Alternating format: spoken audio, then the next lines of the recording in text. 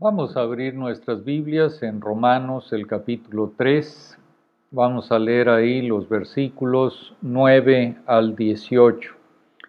Romanos capítulo 3, versículos 9 al 18. ¿Qué pues? ¿Somos nosotros mejores que ellos? En ninguna manera, pues ya hemos acusado a judíos y a gentiles que todos están bajo pecado.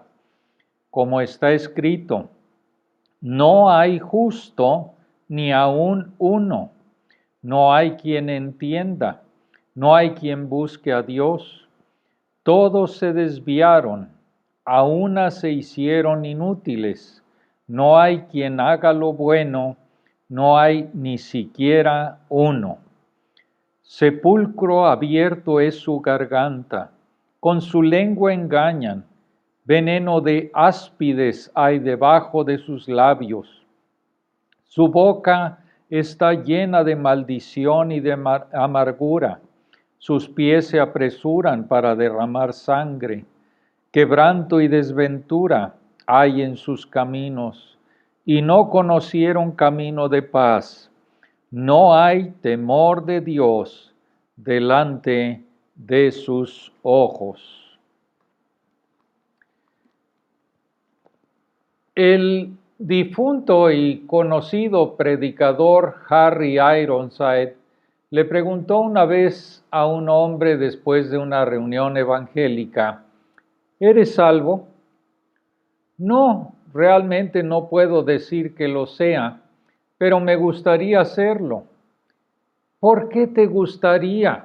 ¿Te das cuenta de que eres un pecador perdido? Ah, por supuesto, todos somos pecadores. Pero eso a menudo significa poco o nada. ¿Eres tú mismo un pecador? Bueno, supongo que lo soy, pero no soy lo que se podría llamar un mal pecador. Soy, yo creo, más bien uno bueno. Siempre trato de hacer lo mejor que sé. Ironside continuó diciéndole al hombre que de poco servía mostrarle el camino de la salvación. Los buenos pecadores son como los mentirosos honestos y los ladrones honrados. Están muy lejos de admitir que son pecadores viles, merecedores del infierno, que necesitan la gracia de Dios para ser salvos.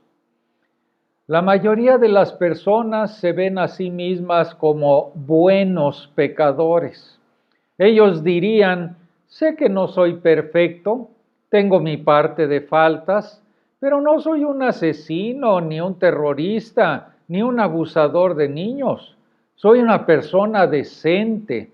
Entonces sí, soy un pecador, pero soy un pecador bueno. Los pecadores buenos, especialmente los religiosos, son los más difíciles de alcanzar con el Evangelio. Asisten fielmente a la congregación, dan dinero a la iglesia. En la pared de esa asamblea tienen una placa que conmemora su generosa donación. Sirven en la junta de la asamblea. Su familia ha sido un pilar en la iglesia durante muchas generaciones. ¿Quién te crees que eres, predicador, para llamarme a mí pecador? Haré que te despidan si sigues hablando así. Pero Pablo, al igual que el Señor Jesús antes que él, hablaba así a la gente más religiosa que conocía, los judíos.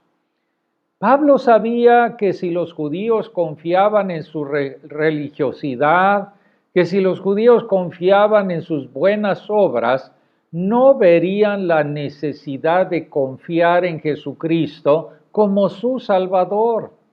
Si no sentían la condenación de su verdadera culpa moral ante el Dios Santo, no sentirían su necesidad de ser rescatados del juicio venidero. Incluso si profesaban confiar en Cristo, pero pensaban que Él los había perdonado solo un poco, solo lo amarían un poco, como dice Lucas 7:47, mas aquel a quien se le perdona poco, poco ama. Entonces, cuando Pablo llega a la conclusión de esta sección que muestra por qué todos necesitan el Evangelio, es decir, por qué todos están bajo la justa condenación de Dios, Pablo encadena una serie de textos del Antiguo Testamento para mostrar a los judíos que profesaban creer esas escrituras que él no estaba inventando esto. A través de la repetición de varios textos, Pablo demuestra que, dado que todas las personas están bajo el pecado, todos necesitan las buenas noticias de que Dios ha provisto un salvador del pecado. Primero, en el versículo 9, resume la acusación que ha formulado, que tanto judíos como griegos están todos bajo pecado.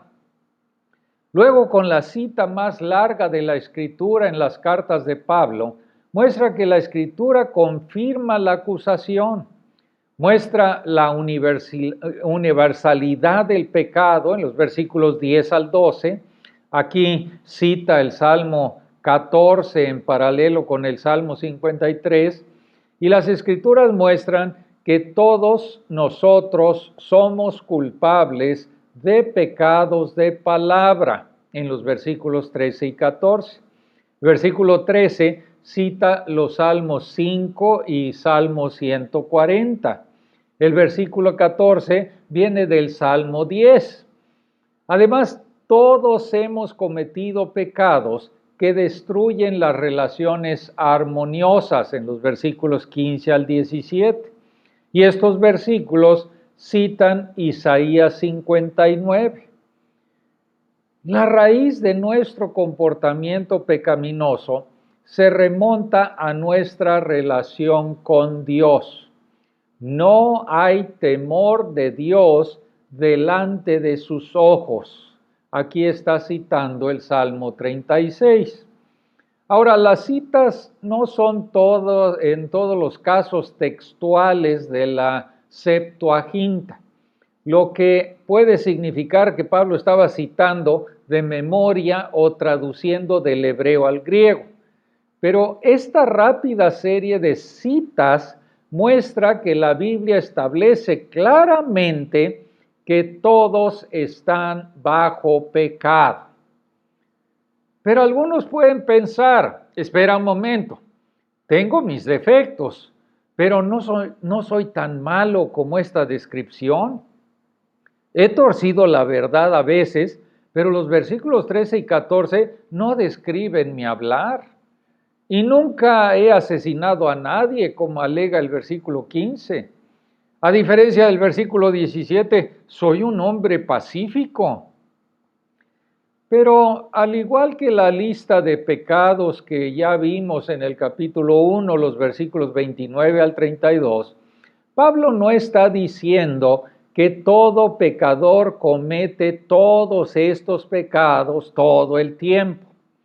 Más bien está diciendo que las semillas de todos estos pecados están plantadas profundamente en cada corazón humano caído. A través de su gracia común, Dios evita que los pecadores sean tan terribles como lo serían si Dios no los restringiera. Pero si puedes leer esta descripción de la naturaleza humana y puedes pensar, gracias a Dios yo no soy así, entonces Dios no te ha abierto los ojos a la verdadera condición de tu corazón. Como señaló el Señor Jesús, si alguna vez has estado enojado con otra persona, con tu hermano, ante los ojos de Dios, eres un asesino. Si alguna vez has deseado sexualmente, eres un adúltero. Por naturaleza, tu corazón está bajo pecado. Si hubieras sido criado en circunstancias menos favorables y no hubieras conocido a Cristo, no hay límite para los pecados a los que estarías esclavizado. Si no entendemos qué tan grave es la enfermedad, no buscaremos la cura, ya sea para nosotros mismos o para compartir con aquellos que aparentemente parecen ser buenas personas. Así que examinémonos y vamos a examinar el penetrante análisis de Pablo sobre el pecado. En primer lugar, todos los seres humanos, sin excepción, están bajo pecado. Pablo comienza sintetizando su acusación. ¿Qué pues? ¿Somos nosotros mejores que ellos? En ninguna manera, pues ya hemos acusado a judíos y a gentiles que todos están bajo pecado. Ahora, los eruditos debaten cómo traducir las primeras 3 frases. Sin entrar en todos los argumentos técnicos, creo que la forma en que la Reina Valera del 60 lo traduce es probablemente la mejor. ¿Qué pues? ¿Somos nosotros mejores que ellos? En ninguna manera. Pero todavía tienes que determinar quiénes son nosotros y quiénes son ellos. Una vez más, sin profundizar en los diversos argumentos, creo que es mejor entender nosotros como nosotros los judíos y ellos como los gentiles. Ahora, eso parece hacer que Pablo contradiga en el versículo 9 lo que dijo en el versículo 1, que los judíos tienen muchas ventajas sobre los gentiles. Pero él está considerando 2 cuestiones diferentes. En el versículo 1 está diciendo que hay muchas ventajas espirituales de nacer judío si el judío las acepta. Pero en el versículo 9 está volviendo a lo que argumentó en los versículos 17 al 29 del capítulo 2. Entonces, en el versículo 9 reafirma su acusación de que toda la raza humana, tanto judíos como griegos, están bajo pecado. Y esta es la primera aparición de la palabra pecado en Romanos. Pablo continúa usando esta palabra casi 50 veces desde aquí hasta el capítulo 8. Está denunciando que tanto las personas religiosas como los paganos crudos están bajo pecado. Las personas relativamente buenas y los sinvergüenzas podridos están bajo pecado. Como decía un antiguo proverbio chino, hay 2 hombres buenos. Uno está muerto, el otro aún no ha nacido. Para mostrar que Pablo no inventa esta acusación, cita las Escrituras. El versículo 10 dice, no hay justo ni aún uno. No es totalmente textual del Salmo 14. El Salmo 14:1 dice, no hay quien haga el bien. Ahora Pablo puede estar mezclando también allí Eclesiastés 7:20. Ciertamente no hay un solo hombre justo en la tierra que continuamente haga el bien y que nunca peque. Pero cualquiera que sea la fuente, los versículos 10 al 12 resaltan el hecho de que todo ser humano, sin excepción, está bajo pecado. Como está escrito, no hay justo ni aún uno. no hay quien entienda, no hay quien busque a Dios. Todos se desviaron, a una se hicieron inútiles. No hay quien haga lo bueno, no hay ni siquiera uno. Ahora, Pablo martilla la tapa con tantos clavos que no puedes abrirla. No hay justo, ni siquiera uno, ninguno que entienda, ninguno que busque a Dios. Todos se han desviado, juntos se han hecho inútiles. No hay quien haga el bien, no hay ni uno solo. Pablo no deja que nadie pase desapercibido. Todos hemos pecado. Ser justo significa ser irreprensible con respecto a Dios y a nuestro prójimo. Vivir en perfecta conformidad con la ley de Dios. Así que Pablo quiere decir que no hay una sola persona que, aparte de la gracia justificadora de Dios, pueda presentarse como justa delante de Dios. Cuando Pablo dice en el versículo 9 que todos están bajo pecado, quiere decir que todos están bajo la culpa del pecado. Esto no quiere decir que todos se sientan culpables. Un asesino a sueldo de la mafia puede no sentir la más mínima punzada de culpa después de dispararle a un hombre en la cara. Luego va a cenar con sus amigos y bromea sobre la mirada de horror en el rostro de la víctima, justo antes de volárselo. Pero aunque no se siente culpable, es verdaderamente culpable de asesinato a los ojos de Dios. Estar bajo pecado significa que somos verdaderamente culpables de violar la santa ley de Dios. Seremos condenados cuando comparezcamos ante Él para el juicio, a menos que nuestros pecados sean expiados por medio de la sangre de Jesucristo. Además, estar bajo pecado significa que fuera de Cristo estamos bajo el poder del pecado. Domina nuestras vidas para que obedezcamos sus deseos.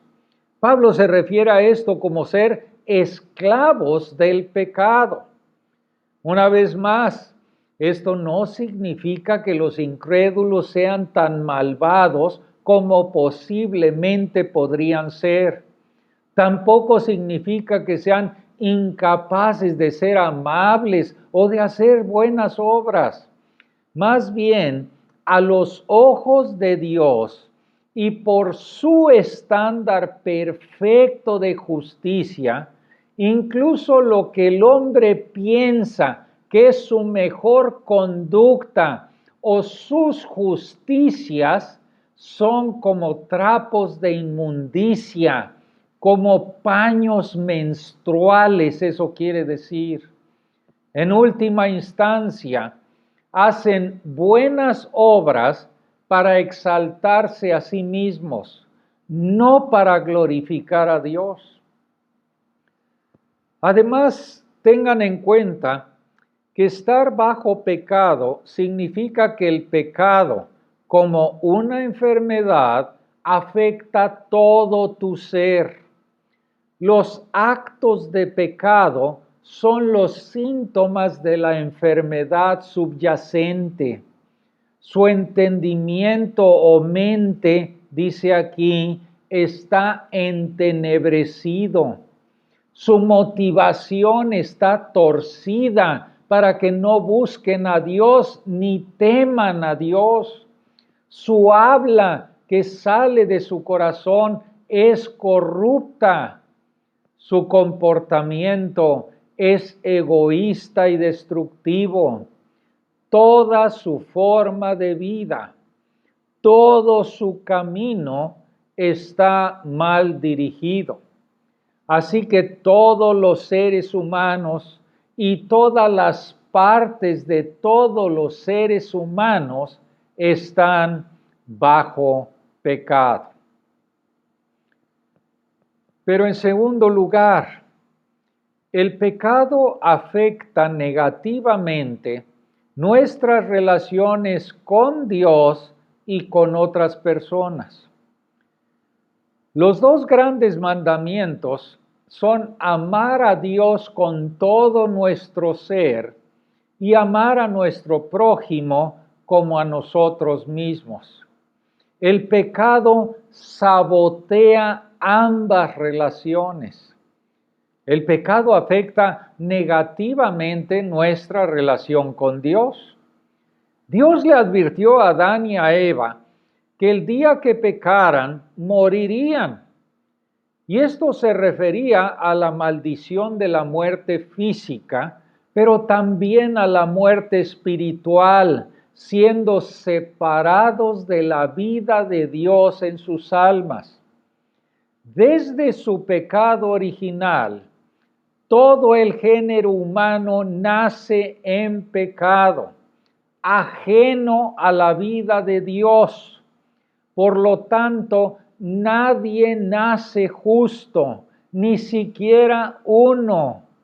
Nadie, aparte de la gracia salvadora de Dios, es capaz de buscar o alcanzar la justicia ante los ojos de Dios, porque todos pecamos frecuentemente.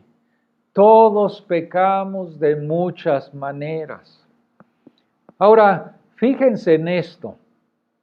La evaluación de Génesis 6, versículo 5, no se limita a la raza humana justo antes del diluvio, sino que es cierto para todos los que están fuera de Cristo. Dice Génesis 6, 5, y vio Dios que la maldad de los hombres era mucha en la tierra, y que todo designio de los pensamientos del corazón de ellos era de continuo solamente al mal. Cuando Pablo dice, no hay quien entienda, se está refiriendo a la comprensión moral y espiritual. Fuera de Cristo, nuestra mente está oscurecida con respecto a la verdad espiritual. Como Pablo lo explica ahí en 1 Corintios, el capítulo 2, versículo 14. Pero el hombre natural no percibe las cosas que son del Espíritu de Dios, porque para él son locura y no las puede entender porque se han de discernir espiritualmente. Aquí dice, no hay quien busque a Dios. Y esto significa que aparte de que Dios atrae al pecador hacia sí mismo, nadie podría ni querría buscar a Dios. Como lo dijo el Señor Jesucristo, Juan 3, 19 y 20, los hombres amaron más las tinieblas que la luz, porque sus obras eran malas, porque todo aquel que hace lo malo aborrece la luz y no viene a la luz para que sus obras no sean reprendidas, para que sus obras no sean expuestas. Además sigue diciendo ahí, todos se desviaron. Como Isaías 53, 6 dice, todos nosotros nos descarriamos como ovejas, cada cual se apartó por su camino. Deliberadamente dejamos a un lado ese mapa de ruta de Dios hacia el cielo y tomamos lo que pensamos que sería un atajo, pero nos hizo perder irremediablemente. También a una se hicieron inútiles. Y esta palabra inútil se usa en el Antiguo Testamento, en el Nuevo Testamento, de leche agria, de fruta podrida. Nuestras vidas son inútiles para Dios debido a nuestro pecado. Y luego Pablo repite el versículo 10 con una ligera variación. No hay quien haga lo bueno, no hay ni siquiera uno. Ya que bueno a los ojos de Dios significa hacer lo que hacemos para su gloria, nadie fuera de Cristo hace el bien.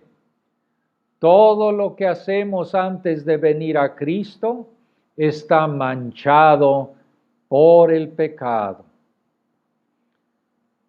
Al final de esta sección, Pablo regresa a otro tema del pecado que afecta negativamente nuestra relación con Dios. No hay temor de Dios delante de sus ojos. Y esta es la raíz del problema, ya que el principio de la sabiduría es el temor de Dios. El que no teme a Dios es un necio. Ni siquiera ha entrado en la guardería infantil de la vida sabia, porque no reverencia a Dios, no se inclina con temor ante la soberanía, la majestad y la gloria de Dios. No teme el juicio de Dios por sus pecados. Dado que el temor de Dios no está delante de sus ojos, significa que Dios no está en el centro de sus pensamientos. El pecador no vive con la conciencia de que es responsable delante de Dios y depende de Dios para todas las cosas. No piensa en el hecho de que Dios podría decir fácilmente: necio, esta misma noche tu alma será requerida, y lo que has provisto, ¿de quién será? El pecado afecta negativamente nuestra relación con Dios. Pero también el pecado afecta negativamente nuestras relaciones con los demás. El pecado nos impide obedecer el segundo gran mandamiento: amar a nuestro prójimo como nos amamos a nosotros mismos. Veremos más estos comportamientos destructivos en un momento, pero aquí solo quiero señalar lo obvio, que las personas que usan el engaño y el lenguaje abusivo no tienen relaciones armoniosas. Las personas que usan la ira y las amenazas de violencia van por el camino de la destrucción y la miseria, no por el camino de la paz. Destrozan las relaciones armoniosas. Pero en tercer lugar, el pecado siempre tiene resultados destructivos. Una vez más estoy diciendo lo obvio, pero es necesario decirlo. ¿Por qué caemos en el pecado? Porque pensamos erróneamente que nos traerá la felicidad y satisfacción que anhelamos. El verdadero gozo y el placer duradero se encuentran solamente en Dios. Como escribió David en el Salmo 16, me mostrarás la senda de la vida. En tu presencia hay plenitud de gozo, delicias a tu diestra para siempre. Pero tal vez no estés experimentando el gozo de Dios y los placeres de su presencia. Tal vez estás en un matrimonio difícil. Sabes que debes obedecer a Dios siendo fiel a tu esposa y amándola como Dios lo ha mandado. Pero no es fácil. Aparece una mujer seductora en el trabajo que muestra interés en ti. Parece que te dará la felicidad que tu esposa no te está dando. Así que cedes a la tentación, caes en el adulterio, te divorcias y te casas con la nueva señora correcta. ¿Vas a ser feliz? No por mucho tiempo, porque el pecado es como comprar cosas a crédito. Por un corto tiempo puedes vivir como un rey. Viaja donde quieres, alójate en hoteles de 5 estrellas, come en los mejores restaurantes. ¡Qué gran vida! Pero luego las facturas empiezan a vencer y la vida ya no es tan buena. El pecado proporciona placer a corto plazo, pero dolor a largo plazo. La obediencia es a menudo difícil a corto plazo, pero produce delicias para siempre a la diestra de Dios. Además, yo quiero que observen cómo el pecado destruye las relaciones.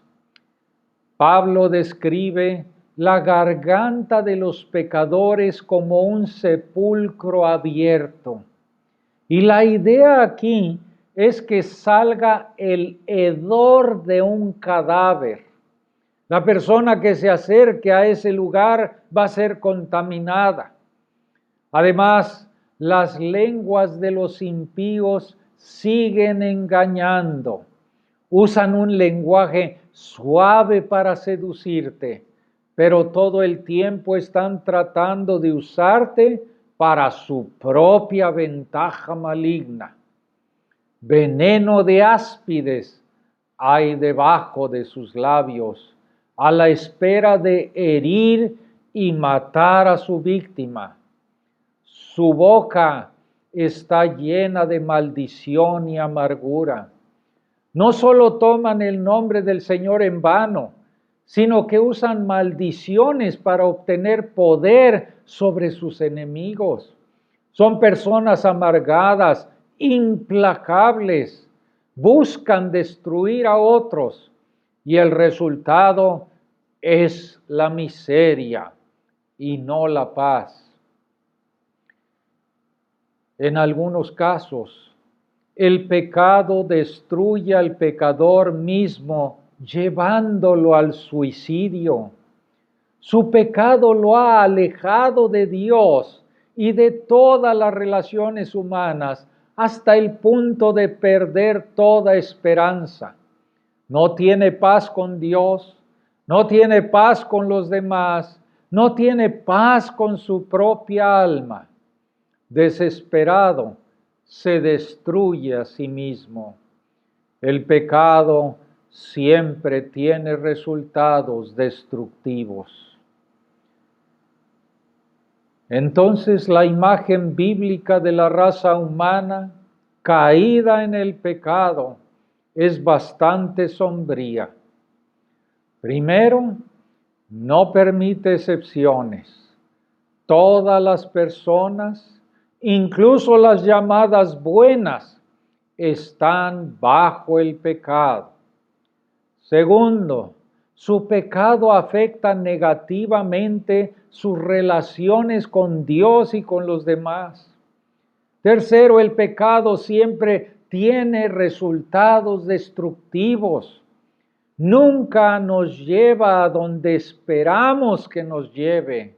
Deja un rastro de destrucción, deja un rastro de miseria.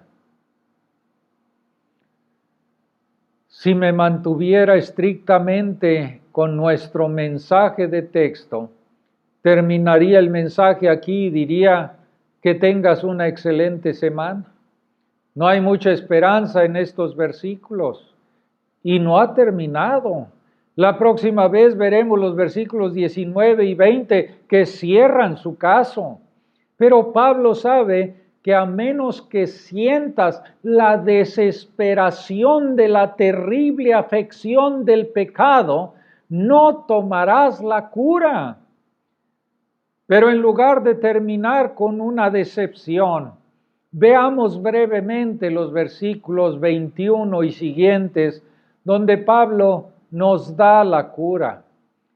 Todas las personas necesitan escuchar las buenas noticias de que Dios ha provisto un Salvador del pecado.